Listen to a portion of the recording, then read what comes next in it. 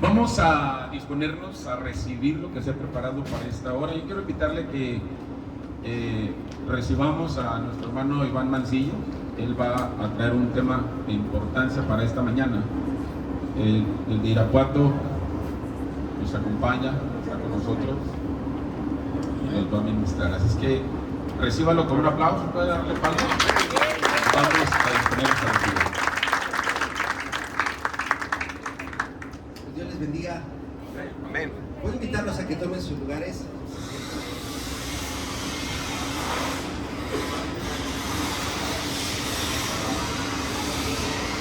El consejo que nos da el apóstol Pablo es que aprendamos a redimir, a aprovechar bien el tiempo. Y siguiendo ese consejo, quiero entrar en materia. ¿Sí me alcanzan a escuchar? ¿Sí? Ok. Bueno, la propuesta que estamos preparando en Arca para cada uno de ustedes, y digo es una propuesta, todavía se está revisando. El objetivo es, primero Dios, para la convención de noviembre, tenerlo ya pues listo. Damos gracias a Dios por cada una de las experiencias que cada uno de los hermanos nos compartieron ayer, nuestro hermano Gilbert, nuestro hermano Abiud, ¿verdad? Gracias. Hay una experiencia que guardo de niño, en la iglesia donde nos congregábamos. Mi mamá en alguna ocasión vio la oportunidad de hacer donas, de esas con azúcar, pues para traer un poco de ingreso a la casa. Y en la congregación había un hermano que hacía unas donas muy sabrosas que nos gustaban. Y mi mamá en alguna ocasión nos platicó que le dijo al hermano, pues enséñeme la receta, y le abrió su corazón. Quiero hacer donas para vender ahí en mi colonia y apoyar a la economía de la familia. Y la anécdota es que cuando se lo dijo al hermano, el hermano le dijo que no, que a él le había costado aprender. Y creo yo que compartir tus vivencias, compartir lo que Dios te ha dado, estoy de acuerdo, es una manifestación de amor, porque está uno entregando su propia o su misma vida. Y lo vuelvo a repetir, gracias por ello. Dios nos ayude en toda esta propuesta. Estamos tomando recursos, atesorando de las experiencias de otros para caminar en el propósito específico que Dios nos ha dado a cada uno. Y en la propuesta del discipulado, de la escuela del discipulado, hay un objetivo, una misión específica. Desde luego hay una visión general de Arca, pero la visión específica del discipulado, estamos buscando que el nuevo creyente vaya siguiendo ese proceso. Aún los nombres definitivos no están, pero los nombres que ahorita son más estándares o conocidos, pues es que tome el compromiso, primero que la persona tome el compromiso de ser discipulado. Porque parece exagerado, no todos quieren ser enseñados. A veces la gente llega y la primera barrera que tienes, ya sé. A veces ven a un pastor joven y dicen, ¿tú qué me vas a enseñar? Y de alguna manera hay obstáculos. Entonces el primer obstáculo a vencer es que la persona quiera ser discipulado. Ayer en una de las preguntas que se hacían, ¿cómo vencer los retos, no? A veces de 4 reuniones, de 5 reuniones. Y la primera parte es la disposición que la persona tiene de aprender o la persona tiene de crecer. Así de fácil. Es una motivación interna donde no ocupas ofrecerle dinero, no ocupas ofrecerle un milagro. Simplemente dice, quiero ser un buen papá, quiero ser un buen hijo, quiero ser un buen cristiano. Entonces que la persona tome el compromiso de ser discipulado y que su carácter vaya siendo transformado de tal manera que alcance la madurez espiritual que lo lleve a ser el líder que necesitamos para que viva una vida en el ejercicio del propósito de Dios para él, de su ministerio. Y el consejo, a su vez, también que quiero dar hoy, parte del proceso de enseñanza-aprendizaje que estamos proponiendo usar en nuestro discipulado. Un problema que encontramos en la escuela es que la gente va a estudiar, pero no saben aprender. Y de repente encontramos maestros que no saben enseñar. Entonces, ¿qué problema tener un alumno que no sabe aprender y tener un maestro que no sabe enseñar? En alguna ocasión a mí me preguntaron, ¿qué aprendiste? Y uno dice, nada. En algún semestre enseñé mi cuaderno sin ninguna hoja utilizada en los 6 meses. Yo mismo me impresioné, pero es que es una mezcla perfecta. Un maestro que no sabe enseñar y un alumno o estudiante que no sabe aprender. Y creo que esta historia se repite, porque el apóstol Pablo es el segundo en decirlo. Y digo el segundo en decirlo porque yo puedo imaginarme a Dios desesperado en ese texto donde dice, ya se los enseñé una vez, se los enseñé con palitos, con plastilina. Y les dice, ¿sabes qué? Ya me harté. Vamos a hacer cambio de maestro y ahora tú ve y enséñales. Dios le dice al profeta, ve a ver si a ti te hacen caso. Y yo a veces le he dicho, Dios, pues si a ti no te hicieron caso, menos a mí, ¿verdad? Así es. Entonces, la estrategia que estamos proponiendo está basada en Deuteronomio capítulo 6, versículo 7. Los principios pedagógicos que encontramos ahí, bueno, son 3, pero quiero resaltar 2. Y le dice Dios, en este caso, al pueblo de Israel y a los líderes, repítelos. ¿Qué dice? Repítelos. ¿Qué dice? Repítelos. Ayer escuchamos que hay enseñanzas que se tienen que dar cada año. Hay enseñanzas que se tienen que dar cada 6 meses. Es decir, cada ciertos ciclos hay temas que se tienen que estar repitiendo. ¿Qué pasa? Si hay alguien aquí que le guste la música o que quiera ser músico, la diferencia entre un buen músico y un mal músico está aquí. El mal músico va a practicar y va a decir, ya me salió. Y entonces ya no va a practicar porque ya le salió. Esos son los malos músicos. Levanten su mano los malos músicos. Ahora, ¿cuáles son los buenos músicos?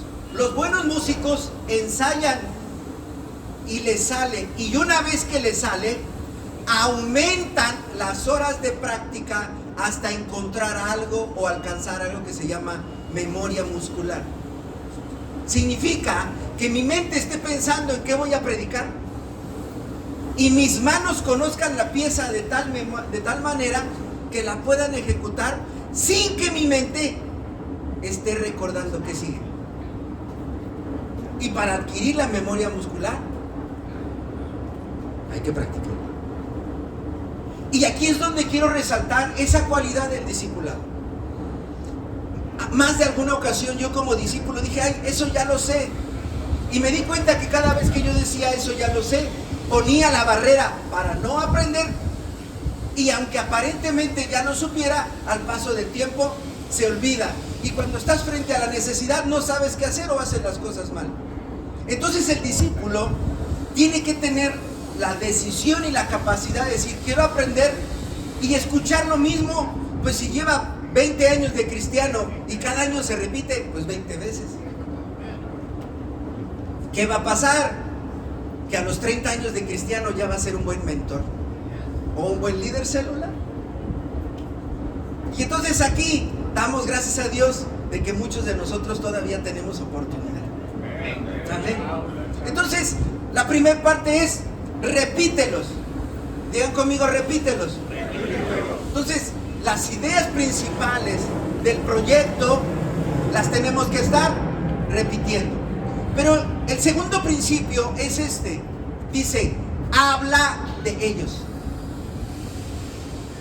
Un problema que hay en las iglesias, al menos donde yo pastoreo, es que los hermanos se reúnen a convivir porque quieren desarrollar el amor fraternal. Pero siempre el tema de plática o es el pastor, o es la esposa del pastor, o son los hijos del pastor, o es el líder del ministerio, o es un hermano del... Eso pasa en el lugar donde yo pastoreo, hay gente de carne y hueso, sujeta a pasiones y a debilidades. Y entonces, ¿qué ocurre? Que esos momentos de convivencia traen enfermedad y destrucción a la iglesia. Y aquí viene la parte interesante.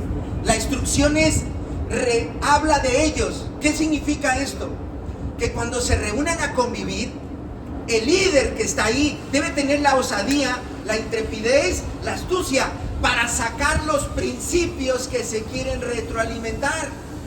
Y ya no a manera de conferencia, ya no a manera de un estudio bíblico, sino a manera de tema de conversación, donde se da la relación persona a persona para que el discípulo pueda hacerlo sumamente sincero y sacar o externar la pregunta más simple o la propuesta más interesante. Entonces necesitamos entrenar a nuestros líderes para aprovechar cada tiempo. Y aquí, regresando a los modelos de enseñanza-aprendizaje, tenemos que usar todos los recursos que están a la mano. Por ejemplo, yo no sé cuántos de ustedes han ido a un congreso y dicen, habrá talleres. Yo la primera vez que fui a uno y vi el letrero, habrá talleres, pues yo me imaginé un taller. Y cuando vi que era otra conferencia más aburrida que la primera conferencia, se me quitaron las ganas de ir a otro congreso donde hay talleres. Pero todo era para que las mujeres pudieran dar una conferencia. Porque como ellas no pueden predicar, solamente pueden dar talleres, pues que den talleres. Pero ¿qué quiero resaltar aquí? Cuando dice el pasaje, habla de ellos, ¿qué te parece? Yo creo que todos han visto eso en Facebook. ¿Qué te parece comprar plastilina de colores? Darle una tirita de plastilina a cada uno. Ahí, a la hora del convivio, en lugar de contar chistes en doble sentido, en lugar de reírnos de cosas simples, ¿qué te parece que el líder lleve su cajita de plastilina, le da una tinta de plastilina a cada hermano y les dice, a ver, haz una figura, a ver qué te sale? Y empieza a hablar del proceso de discipulado, tomando aquella enseñanza hermosa del alfarero. Hay gentes que aprenden escuchando y tocando. Te aseguro que mucha de esa gente va a aprender más en ese convivio con la plastilina en las manos que el congreso donde pagaste 800 pesos y te estabas durmiendo. Estamos proponiendo que el discipulado pueda aterrizar cada una de estas experiencias. Ojo, no estoy diciendo en la reunión del grupo celular. Voy a llamarle así, en los tiempos muertos, en esas oportunidades que te da la vida. ¿Quién aprende tocando? Pero a lo mejor otros aprenden viendo. Hay que poner imágenes. Y tenemos que utilizar cada uno de estos porque el pasaje dice, habla de ellos. Y el tercer principio que no voy a resaltar, simplemente dice, en todo tiempo y en todo lugar. ¿Qué lugar es oportuno para evangelizar o para discipular? Cualquiera. ¿Qué horario es oportuno? Cualquiera. Y ahí vuelvo a resaltar el concepto que llamamos osadía. La intrepidez que el líder o el mentor debe de tener para abordar el tema. Tuve una experiencia interesante el día de ayer. Estamos teniendo la gracia de Dios de construir algo allí para la iglesia. Y en esta semana hicieron una barda de 20 metros por 3 metros de altura. Y hemos estado ya compartiendo del evangelio al albañil y a todos los albañiles. Andan 6 trabajando. Ya asistieron a la iglesia como en 2 ocasiones o 3. Uno de ellos con la familia completa. Y ahí vamos. Y ayer me llama para cobrarme la mano de obra de hoy, sábado. Pero para maquillarle ahí, porque esto lo estoy diciendo porque son estrategias del discipulado. Para maquillarme y no darme el sopetón de ¿cuánto es? Me dice, pastor, tuvimos un problema. Le digo, ¿qué pasó? Dejamos la barda terminada, 3 metros de altura, sin colar castillo. Dijimos, eso lo hacemos al otro día. Y cuando llegan al siguiente día, las 6 hiladas de arriba, derrumbadas. Y me manda la foto. En eso, parte del equipo se enoja y dice él, yo aprendí esto del señor Iván. Así me dijo que les dijo. Él siempre anda con una sonrisa. No hay que quejarnos, hay que sonreír, hay que recoger y levantar. Y yo dije, ¿hasta dónde un pastor influye en el discipulado? Porque yo no me tuve que sentar a la mesa y decirle a él, cuando tengas un problema, en lugar de pasarte medio día quejándote. No lo hice.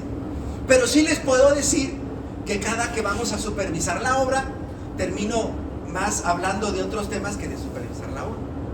A eso le llamamos aprovechar las oportunidades. Entonces digan conmigo, repítelos. Ahora di conmigo, habla de ellos. Habla de ellos. Tenemos que enseñar a la iglesia cuál debe ser el tema de conversación. Ayer nos dijeron, y yo lo creo, los hijos de Dios tenemos que guardar la palabra que sale de nuestra boca. Y de un corazón sano jamás va a salir una palabra incorrecta de alguien, de quien sea. Porque fuimos diseñados para bendecir. Y los discípulos, nuestros discípulos lo tienen que saber, porque si no lo saben, ¿qué clase de discípulos estamos formando? Los mismos que dentro de 2 años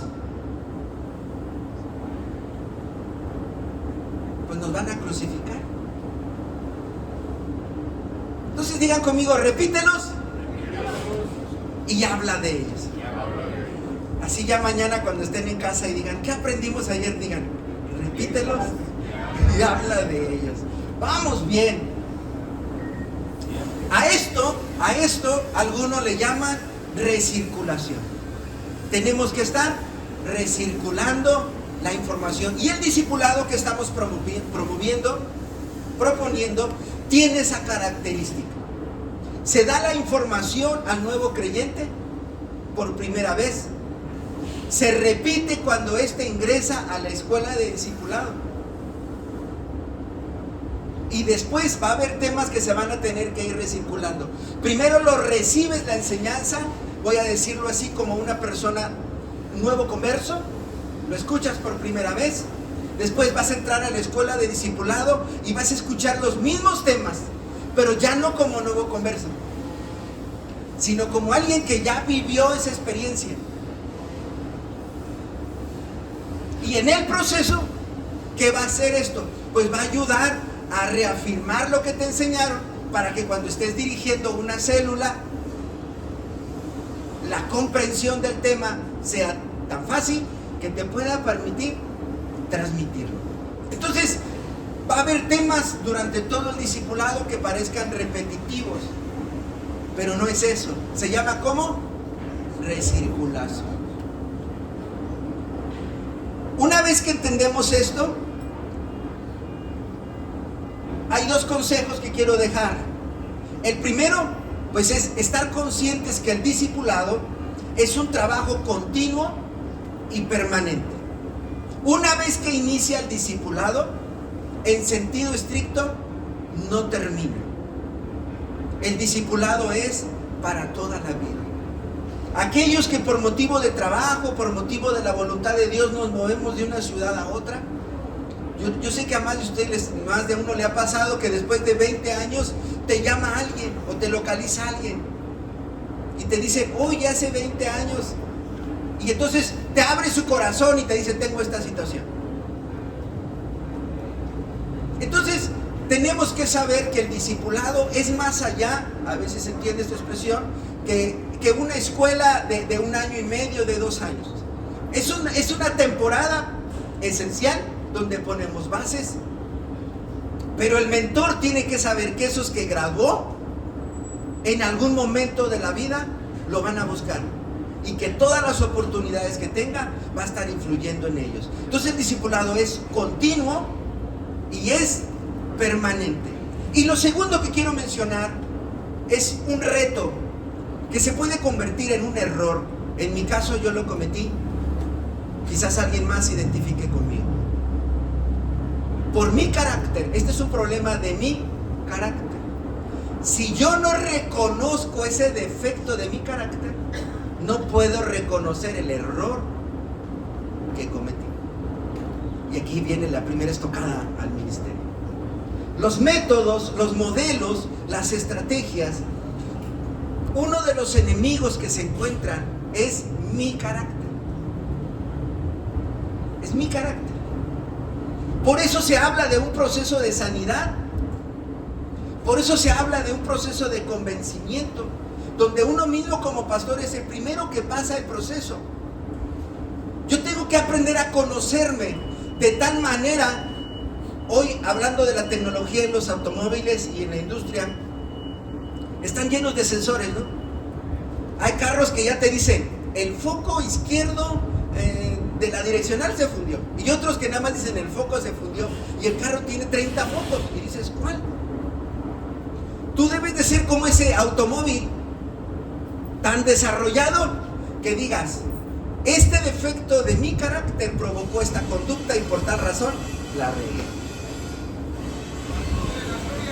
Habla, Señor. Entonces, yo me veo a cara descubierta frente a Dios en mi proceso de discipulado y tengo que sanar esa área de mi carácter. Ahora, ¿en qué me equivoqué yo? Yo creí que cuando yo enseñaba un tema, pues ya la gente lo había aprendido, porque pues soy buen maestro, soy el pastor. O sea, si yo enseño, todos aprenden. Y ese es el error más grave que muchos cometemos. Y entonces aquí viene el consejo: no debes creer que porque ya se enseñó, ya se sabe. Yo me equivoqué por muchos años. Es que ya les dije, es que ya les enseñé, pero tiene 20 años que se los enseñé. Primer problema. Segundo problema, la gente de 20 años ya no está en la iglesia. Entonces, voy a decirlo así, y es literal, lo que yo consideraba las predicaciones más adecuadas que han marcado etapas de las iglesias, las estoy repitiendo. Cada año busco fechas interesantes y ahí repito una predicación que di hace 20 años, otra que di hace 10 años, otra que di hace 18 años. No por mí, dice el apóstol, sino por los que están ahí que ya se les olvidó y por los que están llegando. Porque hay principios que marcaron tu vida y tu ministerio y que como tú ya lo sabes, los pasas por alto en la formación de la siguiente generación de discípulos. Creo que esa es una interpretación de preguntar por las sendas antiguas.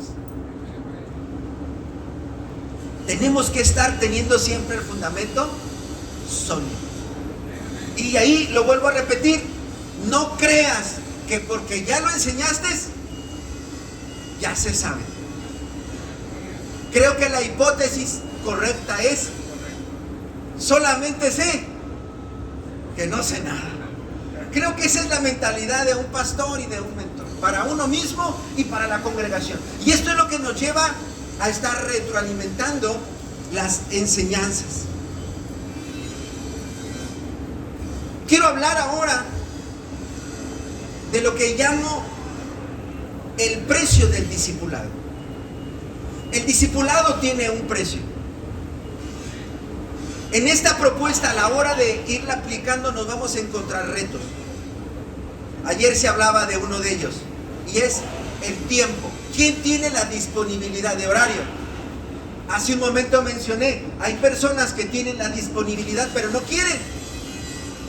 Ocupamos voluntad y ocupamos disponibilidad de horario.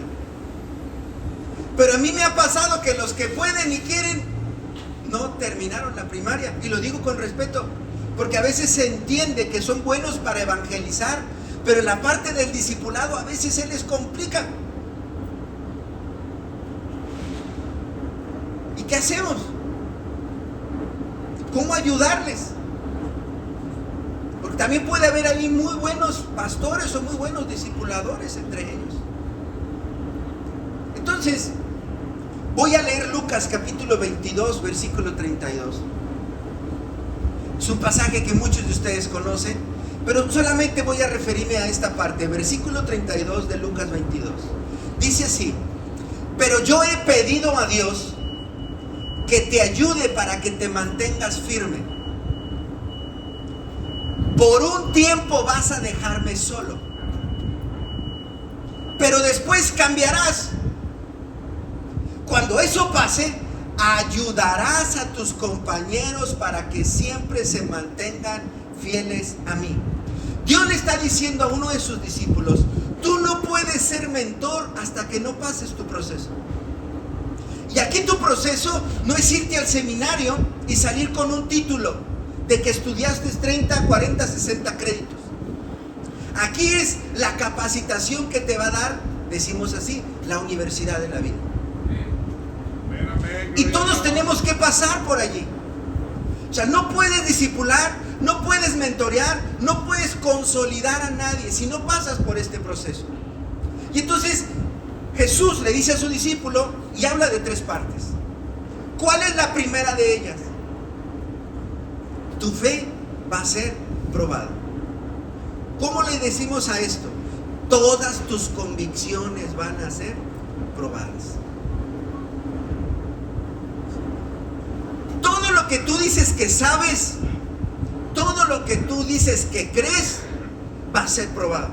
Entonces, al que se le dio más,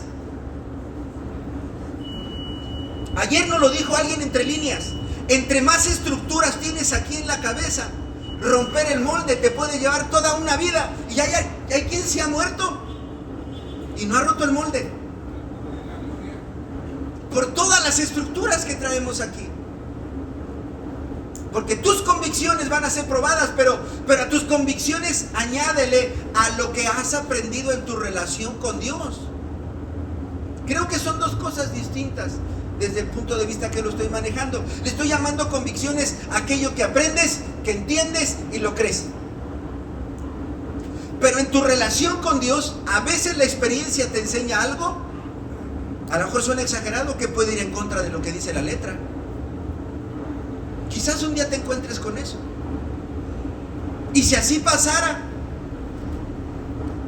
si eso llegara a suceder, ¿qué vas a hacer? Entonces, número 1, tu fe va a ser probada. Hoy en día, de manera poética, decimos: Dios a todos sus siervos los lleva al desierto. Siguiendo el ejemplo de Jesús, sobre todo, sabemos lo que ocurre en el desierto. Hay victorias y hay derrotas en el desierto. Está la bendición, el sustento, la provisión de Dios, pero también está alguien que quiere destruirte. Alguien que quiere acabar con el sueño de Dios para ti. Lo interesante es que Dios le dice a su discípulo, Jesús le dice a su discípulo: el diablo quiere hacerlo con cada uno. Pero ¿por qué Jesús solamente se lo dice a él y no a los otros? Porque el que se iba a encargar del mentoreo y del discipulado era él. Y aquí es donde hablamos de que en el discipulado hay niveles de enseñanza, por así decirlo. Hay cosas que aunque uno quiera, no se las vas a transmitir a todos. Solamente se las vas a transmitir a algunos. Y Jesús aquí, de los 12 que estaban ahí, solamente se lo dijo a uno. El diablo quiere tratar con cada uno de ustedes. Y no le dijo que no iba a ser así. Le dijo: cuando tú hayas pasado tu proceso y estés listo para discipular, vas a poder ayudar a tus compañeros. Qué interesante es esto. Número 1, digan conmigo: la fe es probada. La fe es probada. Tus convicciones son probadas. Número 2, le dice: pero tú me vas a dejar solo. ¿Qué significa esto? Significa que cuando tus convicciones son probadas, a veces el resultado es: acabo de reconocer que lo que decidí fue un error. ¿Has llevado a alguien al bautismo y empieza a ser probada su fe y te dice: como que me equivoqué en entregarle mi vida a Dios?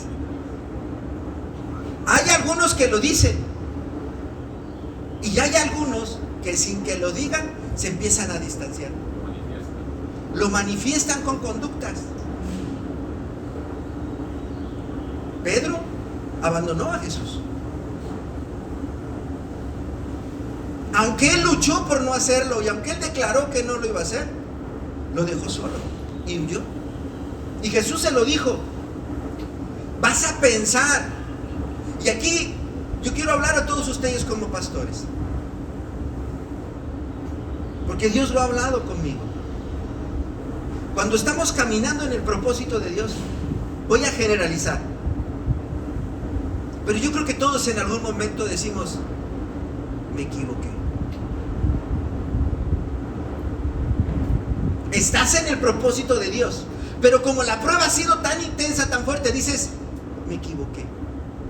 Y es donde algunos, aquí sí ya no todos, se salen del propósito de Dios. Voy a aventar la primer pedrada del día, ¿me dejan? Bueno, lo voy a hacer con la Biblia para que no agreda a nadie.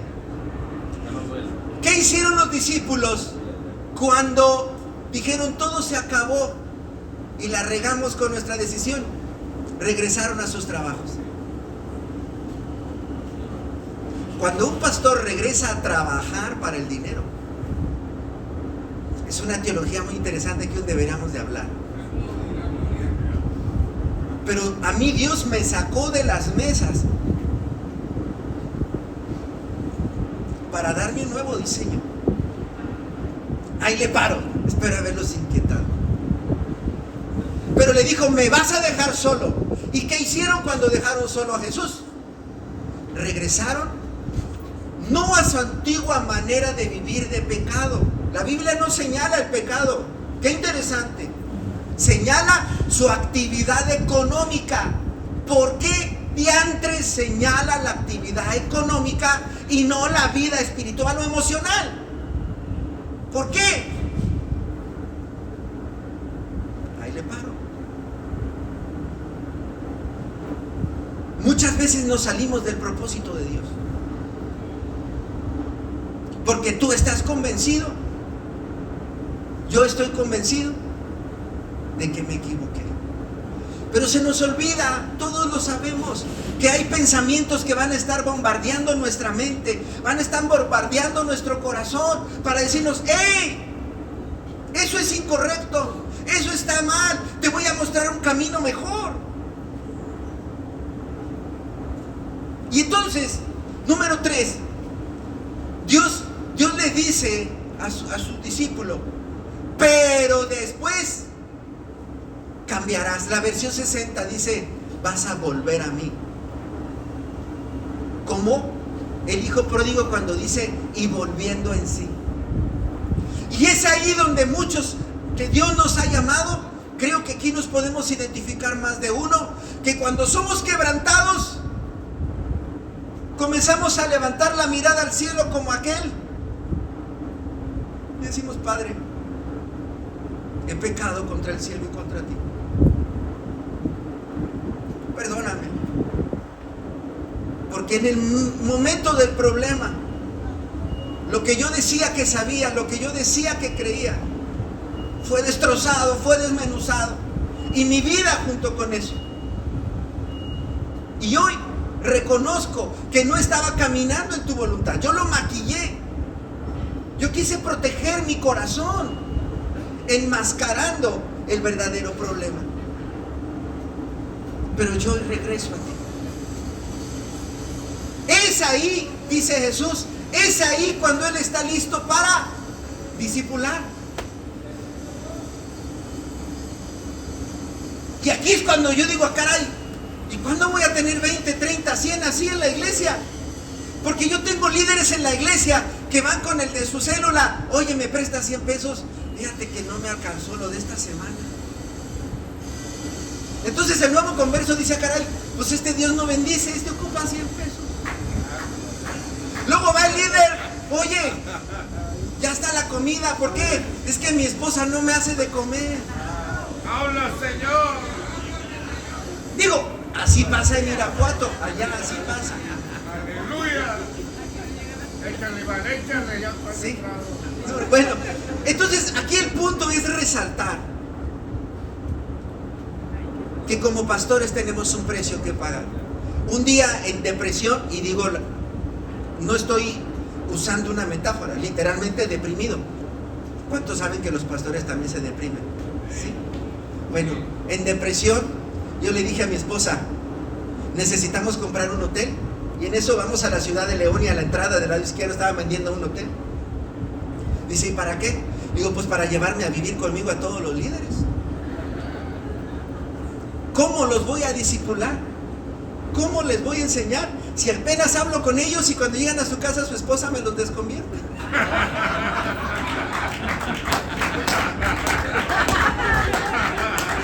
En Culiacán no es así. En Culiacán no es así. ¿Verdad? Entonces, lo que quiero mencionar es cómo el trabajo en equipo en todas las áreas es súper necesario, pero el líder, el discipulador, el mentor,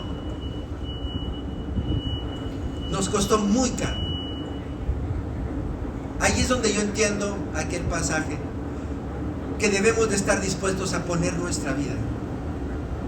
Ese es el verdadero precio del discipulado. Y ahí la cosa se complica, porque tienes que ser pastor, papá, hijo, esposo, suegro, amigo, abuelo. Y cuando uno mira, empieza uno a ordenar sus prioridades. Y ese es otro lío que hay que revisar. ¿Cuáles son las prioridades en el ministerio? Ahí le dejo porque si no nos vamos a pelear. Ya falta poco tiempo. Pero yo solamente quiero decirte esto. Quiero motivarte que sí se puede. Hay testimonios de que sí se puede. Y lo dijimos ayer y se repitió varias veces. No estamos solos. Tenemos la ayuda de un mentor llamado Espíritu Santo, ¿no? Nodriza, no sé cómo le quieran llamar, pero Él está ahí, dispuesto a acompañarnos en ese proceso. ¿Sabes? Una vez que el mentor vuelve su mirada a Dios, lo repito, está listo, no antes. Y yo te quiero motivar hoy en el nombre de Dios a mover tu mirada a Dios. Quiero invitarlos a ponerse en pie.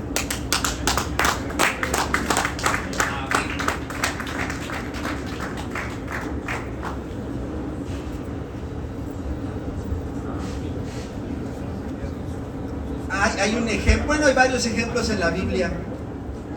Y diciéndolo de manera literal, la pregunta es, ¿cuándo fue la última vez que le gritaste a Dios? Y aquí, ¿a qué me refiero? Pienso en aquel ciego que le dijo, sáname, porque quería hacerse escuchar. Lo que quiero referirme, ¿cuántas veces le has abierto tu corazón a Dios con esa desesperación? Sálvame que perezco. Quiero cumplir con lo que me confiaste. Ya me quedó claro que si me confiaste esta tarea es porque me habilitaste, ya me quedó claro. Pero desafortunadamente mi carácter aún todavía no tiene la estatura del varón que se pretende alcanzar.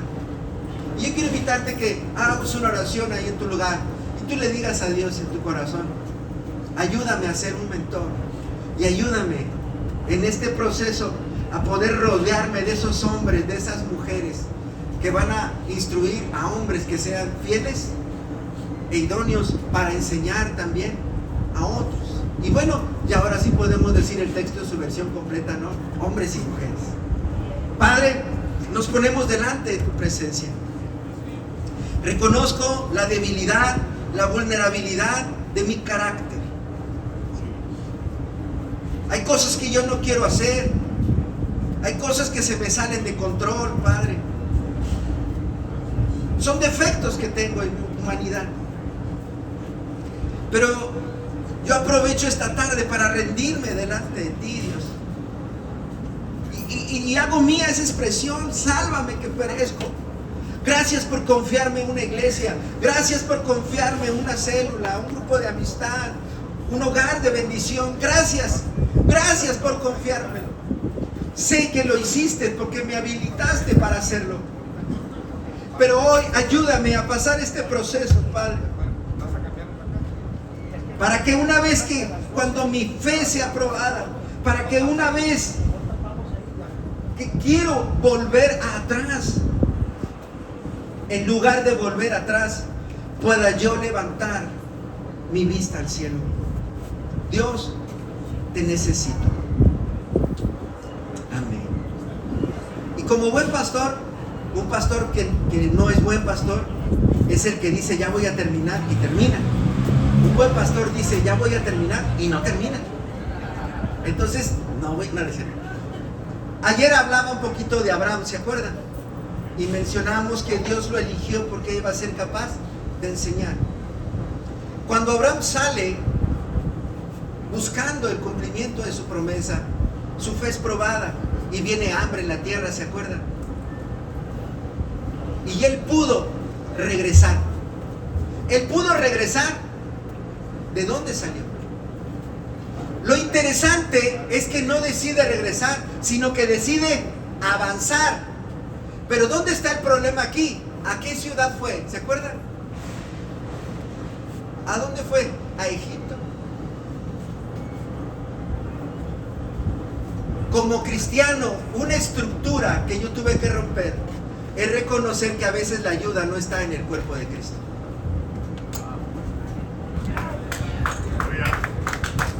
Oye Dios. Bendiga la vida de nuestro hermano Iván, hermano. Láncenle una palabra de bendición. ¿La tiene? ¿Tiene una palabra para bendecir? No.